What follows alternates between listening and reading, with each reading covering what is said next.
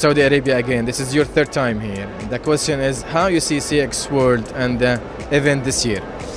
Maher, it's so good to be back in Riyadh. As you say, it's the third time. I was here 3 years ago and I was slightly overwhelmed actually 3 years ago with how big it was.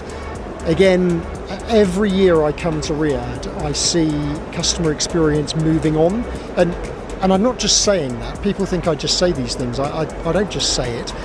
And the best way to describe it is when I arrived in the airport in Riyadh 3 years ago, it was exactly the same kind of entry into a country that you expect. Just a sort of like you're processing, numbers. There wasn't a particularly nice welcome. This time, in fact, the last two visits here, you feel welcomed into Saudi Arabia. And actually, the fact that the immigration officials say, how are you? Have you had a nice trip?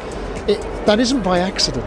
Yeah. This is very intentional. And this is what I see every time I come, is that this is not just talk. You and I have done this for a long time now, and we know there's a lot of this. Yeah. But it isn't just this, that they're actually putting the theory into practice. Is there a long way to go? Of course there is. But I keep seeing progression.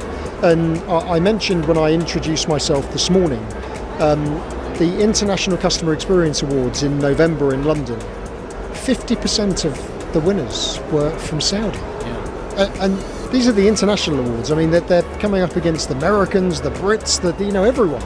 But 50% of the winners are from Saudi. So I think that the government's vision, the 2030 vision, has absolutely positively infected the mindset, and I think it is wonderful to see. And Saudi is becoming the benchmark for others to follow.